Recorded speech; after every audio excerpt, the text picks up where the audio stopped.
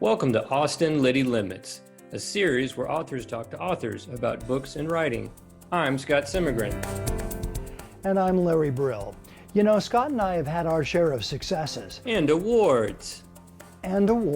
His last novel, To Squeeze a Prairie Dog, won 3 book awards. His latest novel, The Benevolent Lords of Sometimes Island, has been getting great reviews. Larry has won his share of awards too. His latest book is out now, The Printer and the Strumpet.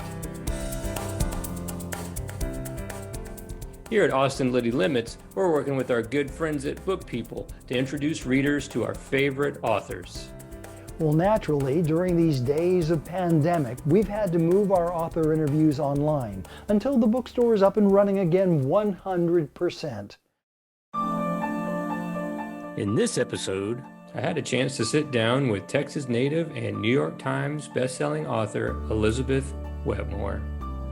Elizabeth is a former bartender, cabbie, a painter of industrial silos, and classical music announcer. Raised in West Texas, maybe it was working in the yard with her grandfather that instilled the love of the land in Beth.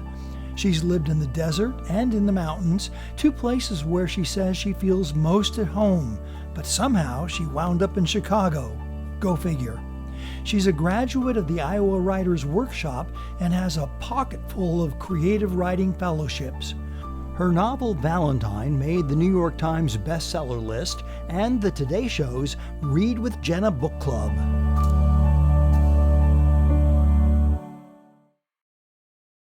Please welcome to the show, Elizabeth Wetmore. Thank you for having me. How are you doing now at the other side of the pandemic? Has your family gotten vaccinated? Oh, yes, we are. Even the 16-year-old. So yes, no, we were first in line at my house. You know, here in Chicago, I mean, it's been a long, it's been a long haul for everyone, right? For completely different reasons. But here in Chicago, you know, we went into the lockdown on March the 16th, about 2 weeks before Valentine came out, actually. Oh, wow. And, you know, my kid goes to Chicago public schools. So he has just started going back 2 days a week in the last month and a half. Right. So, you know, at 16, he has been home with his parents, you know, for a solid year at that time when his peers are the most important thing. My youngest is home too. She's a junior in high school. And so we Okay. had to learn to have my wife and I here working together, plus my youngest in high school, my stepson in college. So it was definitely a learning experience. But let's talk about now that a year has gone by, because I've seen some interviews with you and people had talked about what's it like releasing a book during a pandemic. But now that a year has passed on, and you were saying that the lockdown started a couple weeks before, what do you think now, looking back, about that experience of your book being put out during that time? Well, at the time, you know, I mean, it was also weird to me, and I'm a bit of a hermit. So as much as I was excited about the book tour and really excited actually to come back to Texas with the book, you know, I had told my publicist that when we went to Texas, it was really important to me not to just go to Austin, Houston, Dallas, you know, the usual suspects, but I really wanted to have a few events in West Texas. And we had put some things together. I had a thing in Big Spring and a couple of things in Odessa. I think we may have been trying to get something together for Marfa, you know, which, and of course, Marfa is its own thing now, right? And so I was really excited to go with the book into the world, and I was particularly excited to go home with it. You know, in retrospect, what I didn't realize was that, you know, people would be reading a lot more. And I think I think a couple of lucky breaks early in the game, Jenna Bush choosing it for the Today Show is probably one of the biggest breaks, right? Yeah, what a I think nice a couple of big breaks early in the thing, you know, really worked to my benefit. Yeah, I've spoken to several authors whose books debuted during the past year. James Wade is one, Jeanette Brown, Simon Hahn. Oh, And Simon's so lovely. the thing that has been pretty amazing to me is just how adaptive everyone's been. The authors, the bookstores, the publishers, And at the beginning of the pandemic, I wasn't writing at all, but I was Mhm. reading like a monster. I read a lot the first few months, particularly. So it's been a pretty amazing journey for all of us. So Yeah. your book, Valentine, here's the cover, beautiful cover. Um, Takes place in Odessa, Texas in the 70s. It's about a group of women in the town.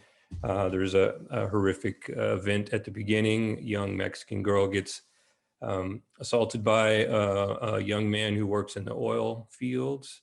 And then the lives of women in this town are revealed through the book. It starts off like a thriller.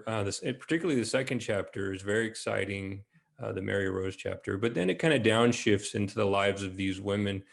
Talk a little bit about um, the different points of view of these different women and how you decided who was going to speak for themselves and who the narrator was going to speak for. I knew very early in the process that I wanted to have as many voices as possible in the book. And in fact, I had more and I cut them out. In particular, I actually had 3 sections from the points of view of men in the book. Mm-hmm. Potter Shepard had his own chapter. Jesse Mm-hmm. Belden had his own chapter. John Ledbetter had his own chapter. And what I started running into is how many voices could a book that's only, just a little over 300 pages sustain, right? And Mm-hmm. I came to a point where it became very important to me to hand this book over to the voices of the women. And the good news is I got some really beautiful short stories out of those men's sections. Although I will say that, there were a couple of characters that who I felt I wouldn't say that I didn't have a right to inhabit their point of view and speak to their stories from the first person, but I would say that I felt my limitations, right, from my own life experiences and who I Mm-hmm. am, right? So Glory comes to mind as a character who I think when I started trying to revise her sections from the first person, I typed about 4 sentences and was like, nope. Right. This is Glory as a character who demands and frankly deserves, that at least this writer, this middle-aged white lady who grew up in Odessa, to be fair, but grew up, when it was a deeply segregated community, right? Mm-hmm. Glory deserves to have, that tiny bit of distance, Yeah. Although I think, like you, I often think third person, a really close third person and a first person are not really all that far apart in a lot of ways, That's true, but I think now, hearing you discuss it that way, that the Mary Rose chapter being in first person makes a lot of sense because of the amount of rage that she had. And a lot of times, when you speak in first person, Right. when the character speaks in first person, you're a little closer to them intimately because you're in their mind. Right. And she didn't reveal a lot of that early in the book, that rage, you Mm-hmm. know, although it's there, it's simmering at a pretty hard boil. Yeah, I love that Right. about her. And I think when I tried to move her sections to third person, that also just didn't work at Mm, all. And right. her rage was something that I was very interested in throughout the book, Hmm. Um, I love seeing pissed off female characters just in general. Right. And another thing is, and I'm a feminist, I'll say that out loud right now. I'm a proud feminist. I think one way to get men to relate to women is to talk about their rage because it's so easy for men to talk about that, right? And uh, I definitely related to a lot of the things that Mary Rose felt like not receiving justice, being told what she had to do. And those are things that men, can talk about very easily. Mhm. And I related to those things Right. with her. Let's talk about Kareen's chapters a little bit. You have like a comedian's eye, observational eye with her. She's very prickly and kind of cantankerous, but she's also had some very funny things to say. Um, I found myself laughing when DA encounters her in the garage, and she's got the car on, and I guess you can surmise that maybe she's trying to kill herself, and then she's just like, damn it, what are you doing here? And I Right. was just laughing. Talk about humor as a literary device for you. How Yeah. important is that in your work? So first I want to say, I'm so glad that you saw the humor in this. I have gathered from some of my book events that not everyone sees the humor in Valentine. And I've Mm, noticed that many of the readers who do see those moments of levity have Texas connection. I think Texans, I've often noticed, can have a pretty grim sense of humor. My totally. husband's family is Cuban, and we've talked a Mm, lot about the similarities between Cubans and Texans. right. And one of them is that just real kind of grim sense of humor, a kind of gallows humor. So I'm delighted that you saw the humor in what's otherwise a pretty dark book. I also see a lot of humor in Suzanne's short chapter, right? That moment when she talks about the little boy being eaten by gators in East Yes. Texas, and all they found was his little Dallas Cowboys jersey and one Right. sneaker. It cracked me up every time I wrote it, Mm, because you're revising constant. Every sentence gets revised 100 times, mhm. and so I'm glad you saw the humor. Of all my characters in Valentine, Corinne Shepherd was the biggest surprise to me, and in many ways, the biggest joy of the book. She was a very minor character through the first probably 5 or 6 drafts of the book. She did not have her own point of view. Right. Her story was told actually through her husband's point of view initially. Mm, Potter got the point of view in that couple. interesting. And I imagined her as kind of this, pithy, cranky old neighbor lady who would sort Mhm. of occasionally wander across the street to Mary Rose's house to help out with some, childcare grudgingly, and maybe deliver a piece of news that would further my plot. Right. I did not see her, in her entirety. And so but I found myself wondering about her, and Potter's sections were not working the way I wanted them to. Mm, Um, not the least of which they were so terribly sad. Just almost paralyzingly sad, right? So when I started to wonder about her, she really, and take some notes on her, she really, really took off. And for me, in a lot of ways, she's the character I could point to most clearly as one of the maybe only advantages to working on a book for so long, right? mhm. Which is that when you work on a book for that long, the world changes and you change, right? In the time between Corinne becoming a minor, going from being a really minor character to, I think, one of the best voices in the book, hands down. I had my own I had my own losses and my own grief, right? Mhm. And I got a little older, and I started to understand, in a real visceral way, how a character could reach a point in her life that she thought all the big decisions had been made, right? That she had nothing left that was new to give to the world, and that the world had nothing to give her. So earlier you talked about representation, particularly like with Gloria, and deciding if you're gonna, have a section for her to speak. In my book, To Squeeze a Prairie Dog, which I understand you I read. have right here Thank, with my notes. thank you very much. So I have a question for you about my Great book. book. Everyone should go get Thank you very much. it.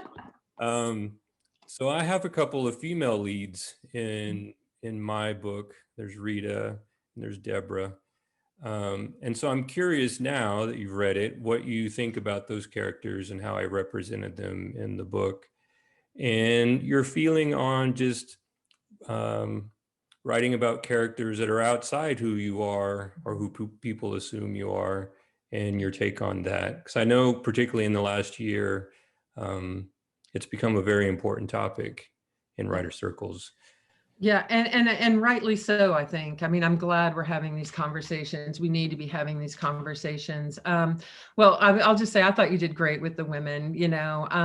At first I was surprised. I had kind of, I had sort of hitched my wagon, to JD, early in the book, and so initially I was like, oh, we're gonna have, we're gonna have alternating narrators, and part of it was that JD reminded me a little bit. Your whole book actually reminds me, and I hope you'll take this as the enormous compliment that it's intended to be, at least initially reminded me a little bit of a Confederacy of Dunces, Mm-hmm. which is, do you know that book at all? It's Cool. just, Yeah, Jeff. Yeah. it's it's a great book, Mm-hmm. and so, but I thought you did really well with them. And I have to say, I don't ever want to underestimate, the writer's capacity for empathy and compassion, and frankly, I worked really hard on Glory sections, and I'm at, and without knowing you very well, I'd be willing to bet that you probably second guessed yourself a lot on those women's sections as well. They might have been, the sections that you were like, holy shit, I got to get this right. I did. Um, yeah. I mean, the night before the book came out, I turned to my husband and I said two things to him. I said, I think things are about to get really quietly, because I imagine when the book comes out, this is going to be it. I didn't expect it to, it's a strange little book. It's a flawed book in a lot of ways, deeply flawed, I think, um, and I didn't expect it to go. I didn't really expect it to do much in the world, I guess. I mean, I was proud of it and I knew I'd given it Mm-hmm. everything I had, but I didn't expect it to, I certainly didn't expect it to hit the, bestseller list, or, that was very strange. But the other thing I said to my husband is, and oh my God, if I got anything wrong with Glory, right? If I fucked it up, right? I hope that when people call me out on that, I have the wisdom to just sit and listen to what they have to Mm-hmm. say, Sure. but the truth is that if you're not willing to take risk, writing is just about the last thing in the world you should be doing. So now that you not live in Texas, JD pines for pecan snacks because they're what he loved from being at home. What is I it eat from pecans Texas? every single day, every day on my yogurt. Yeah. What is it from Texas that you miss now that you live in Chicago? Mm. Could it be beer or barbecue or pecan? I mean, what do you miss most? I think the thing I miss the most is being able to get into my car, and in very short order be in a place that's completely unpeopled. Yes. Maybe Mhm. because I've lived in cities for most of my adult life, and I left Texas when I was 18. But I still have family there, and I go back, frequently. Um, I grew to really appreciate the quiet, the dark skies. It doesn't take you very long in the Permian Basin to get away from all of the oil field litter, right? And the terrible harm that's being wrought on that land every day. Mm. It doesn't take you long to get away from all of that and find yourself in the great Chihuahuan Desert, and with all its little critters and its, spare beauty and its surprising frailty. And so I think what I miss most is the how easy it is to be alone. you know That's true. Hmm. I have one last question about Valentine. So you had mentioned it took quite a while to write and put together, and the idea initially didn't start as a novel. Um, but what kept you engaged and inspired for so long, and then not decide, well, I'm just going to jettison this project, or maybe just pull it apart and send it out as short stories? What kept you going? What were you thinking as you pulled this project along that it was worth keeping to the end?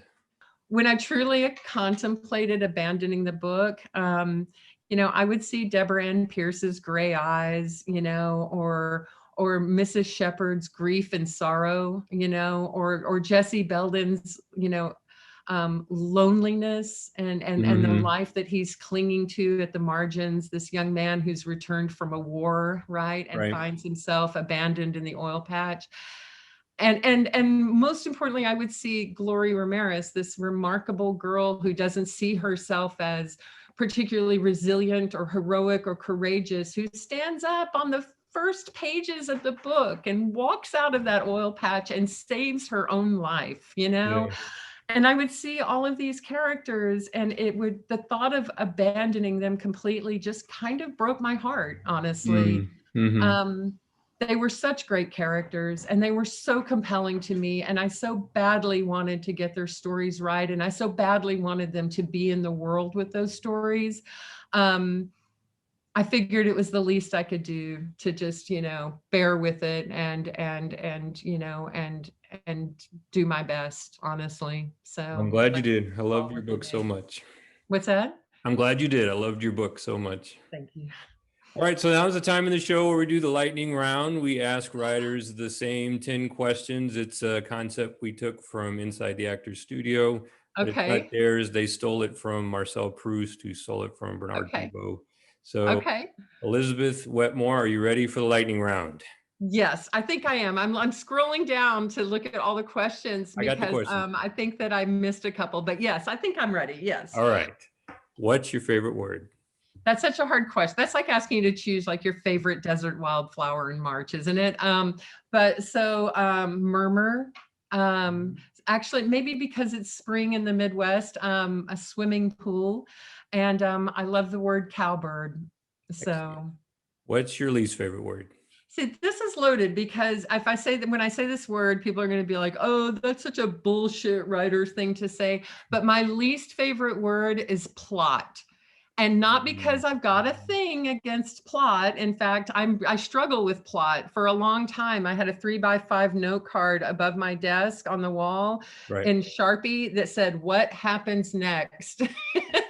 as a way of taking myself through some of the later drafts of Valentine.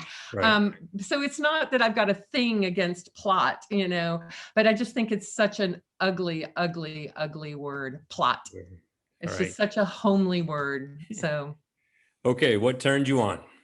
Solitude, music, places that are quiet and beautiful and empty, a really good steak, which I try not to have that often anymore because they're not that good for you. And I come from an extended family of cattle ranchers, and I know how hard cattle ranching is on the earth, especially if it's not done, in a sort of small scale way. So I only have steak a few times a year, but I had a hanger steak here in Chicago a few months ago that I will remember for the rest of my life. So. Excellent. What turned you off? I hate bullies with a white hot passion. The last 4 years have been tough. So, because it's felt like all the bullies have been in charge. You are correct. Intentional cruelty, barking dogs. I'm team cat all the way.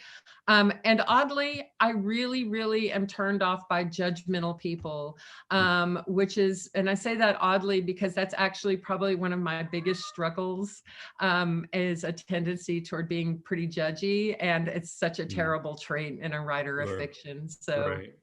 What is your idea of happiness? To be, let's see, to stay up really late at night working on something beautiful that's absolutely working, and to have my husband put a cup of coffee in my hand the next morning and tell me he's already got the kayak strapped to the top of the car and our fishing gear is in the back seat. That sounds wonderful. Who is your favorite author? Yeah, again, this is like those wildflowers in March question. Yeah, I know. I'm sorry to name a few. Carson McCullers really changed my life as a reader and as a writer. I loved her frail characters. I loved the I think a lot when I read Carson McCullers about that thing that Flannery O'Connor said, the prophet has to see the freak, right? And I love Flannery O'Connor too, but I feel like Carson McCullers does a lot of the same work as Flannery O'Connor, Mm. with quite a bit more heart, actually. George Saunders, Kurt Vonnegut, Toni Morrison's work changed my life. Mm. I didn't read my first Toni Morrison book until I was in my early 20s. And that was years before I even really thought about writing fiction. She changed the way I read, and then eventually the way I wrote. But she also really, reading her work was just like a sharp kick to the head for this, Texas girl who, grew up in public schools in Odessa, Texas in the Mm-hmm. 70s and 80s, and had a pretty narrow and ignorant view of race and what it Right. meant in this country. Yeah, she So, was a beautiful writer. Vonnegut's yeah. also a name that seems to have come up with a lot of writers I talked to. Yeah, James Very interesting. Baldwin. Mm. Let's see who else. Marilyn Robinson. I think I've read everything she's ever written. Luis Alberto Urrea. And one of the things all of these writers have in common is the enormous tenderness I see in their work toward their characters. How no Mm-hmm. matter how flawed they are, right? There's a kind of baseline of tenderness and respect that and dignity, right, that all of these writers accord to their characters, that I really admire, Right. and kind of aspire to myself. So Excellent. Next question. If you could be a character from a well-known novel, who would you be? probably probably Mick Kelly or John Singer from The Heart is a Lonely Hunter. Maybe Frankie Adams from The Member of the Wedding. Um, Lincoln, but not Lincoln like Abraham Lincoln. Lincoln, the character in the Bardo, and that, Mm-hmm. that this father, Lincoln right, who Bardo. is Mm-hmm. so deeply mired in his grief over this child, and Mm-hmm. just frozen by it. I tend to like lonely characters in general. So yeah. Excellent. If you could try another profession other than your own, what would you like to attempt? This is a great question, because I didn't start writing fiction until I was in my late 20s. Mm-hmm. I kept journals and I told stories around the bar after, shift, at the end of shift when we were having our shift drinks. But I didn't really, I've always loved reading, and I've always really, really admired writers. I'm so much so that this is embarrassing. It was a shock to me to go to graduate school and realize that it was possible to write beautiful fiction and not be a fabulous human being, right? I think I had, and I was way too old to be that naive. I didn't go to grad school until I was in my early 30s. Right. But from the time I was a little girl, I always kind of harbored this idea that writers were, godlike in their generosity and their brilliance and their insight into the human condition. So I admired writers, but I didn't really aspire to be one until I was in my late 20s. And even then, I was mostly just doing it for myself. I'd come home from my waitressing shift and write stories when I couldn't sleep. Mm-hmm. But when I finally found my way to college, it was in Flagstaff, Arizona, which was then the home to the largest ponderosa pine forest in the world.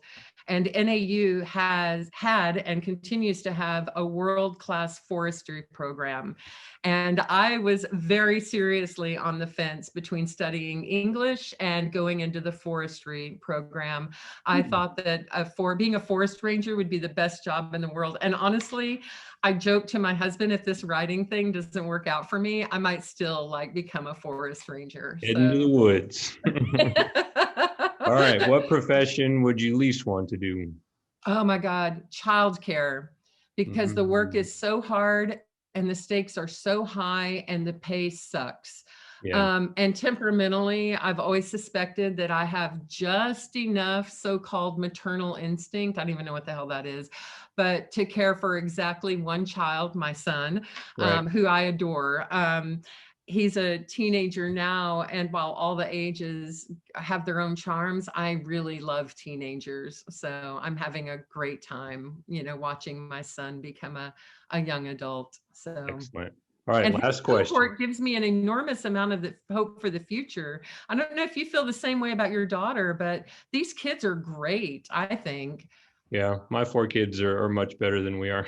Yeah, All totally. right, last question. If heaven exists, what would you like to hear God say when you reach the check-in gate? This is my favorite question. I would like to hear God say, welcome. You picked a good day to check in. The fish are biting, and John Prine will be along shortly with a 6-pack of beer and a couple of sandwiches to share. Excellent. Elizabeth Wetmore, thank you very much for being on our show, and good luck to you. Thank you. Thank you for having me.